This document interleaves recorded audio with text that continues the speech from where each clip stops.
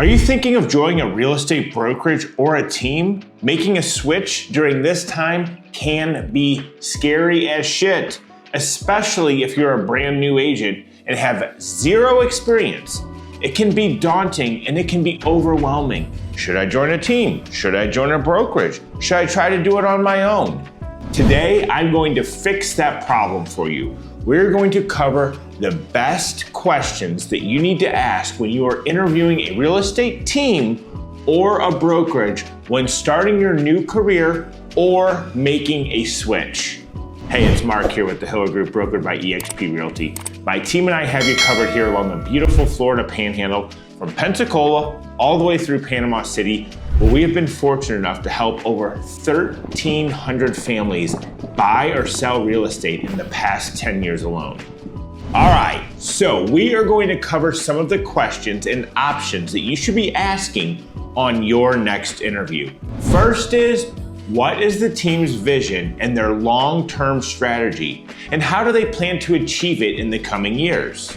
How does the team adapt to changes in the real estate market to ensure long-term success? We all know this all too well in the industry. Over the past few years, we've seen a dynamic shift in the market.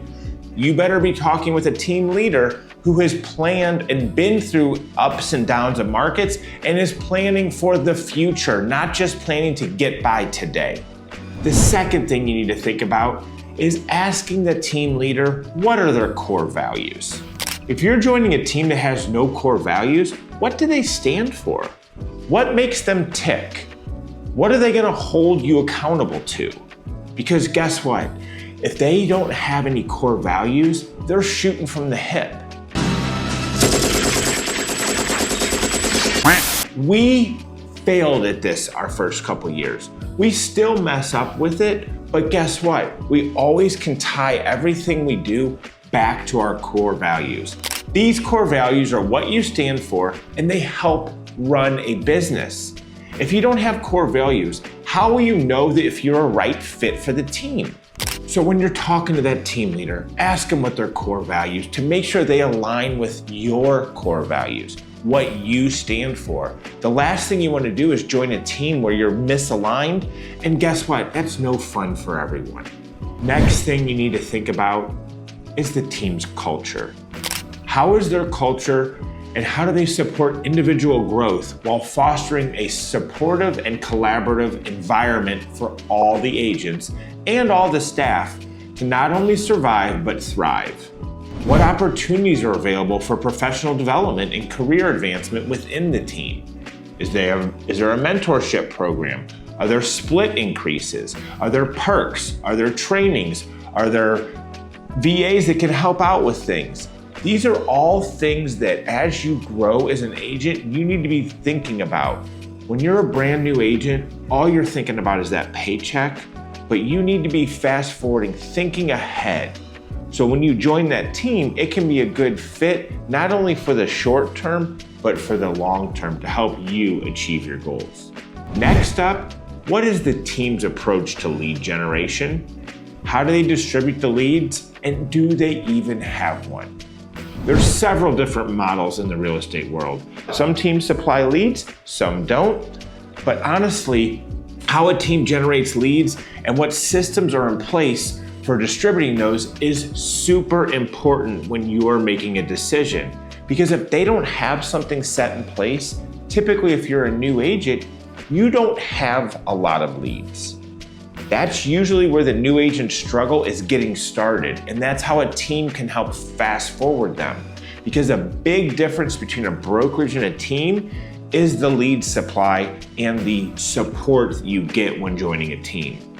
You also want to make sure you're asking that team leader, can they provide examples of how the team's lead generation strategies have evolved and how they have impacted the success of agents on their team? What is the percentage of team lead conversion compared to team's SOI, right? This is one that our team is working on daily because we supply leads. Our agents are able to come in and kind of fast forward their career because of the leads we're providing. But yet, guess what? Over the last few years, we've made some mistakes because we haven't helped the agent build their SOI business. So we're refocusing on that this year and going to put a lot more emphasis on helping our agents grow their SOI business, which is something they actually make more money at. Next up, we have, what is the team's approach to technology and innovation? How do they incorporate these tools into their productivity, into their client services? Look, think about joining an archaic brand or an archaic brokerage. I highly suggest against it. This real estate world changes daily. There's been a huge shakeup just in the past couple weeks here that's got everybody scrambling. And I am so grateful that I am in a brokerage that is proactive versus reactive. We are looking to move towards the solution, not live in the problem. If you happen to join a brokerage because they got better splits, but they don't even have digital signing software provided for you, then you're taking a step backwards. There is way more into making a decision on a real estate team than splits. You need to think about what is the value, the return you're getting to make sure you're making a right decision. Because if you have to all of a sudden, you may have a great split, but if you've got to pay for all of those things out of your own pocket, what's the point? You might as well just plug into another system that already has everything, maybe for a little bit less money, but guess what?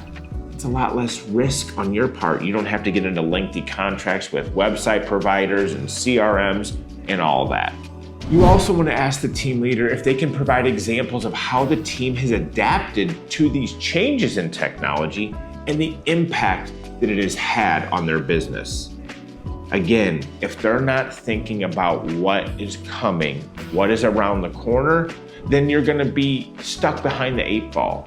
We like to be proactively always looking what's next, what's out there, how can I make my clients' life easier? How can I make my agent's life easier? How can I make my staff's life easier, right? Because guess what? If their life is easier, they're gonna be happier. And typically when people are happier, they will produce more, they will work harder, and they won't even know it because they're excited and happy about what they're doing.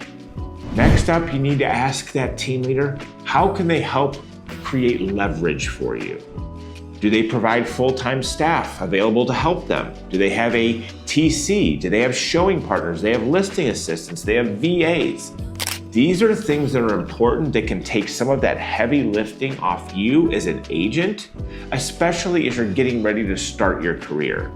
We provide all of these things for our agents at times, and we are always trying this, try this, let's test this, let's test that, to make sure that we're always offering value to our agents. My job is to try to help take some of that lifting off of our agents so they can, one, go out and sell more real estate, make more money, and achieve the life they desire. And by doing that, that will allow them to take more vacations and be able to unplug because they have some leverage to be able to turn to a friend on the team or turn to a VA or turn to an assistant and say, hey, you got to cover me. I'm going out of town for a week or two. Leverage is the key to keeping your sanity in the real estate world. It wasn't until I got leverage, it wasn't until I got an assistant and a transaction coordinator that I could honestly say I started feeling relief. I was under undue stress at all times until I had somebody that I could rely on and kind of hand off some of the work, right? This is something we've helped create for our agents. Our agents don't have to worry about, once they go under contract, we have a licensed director of closings that handles everything for them.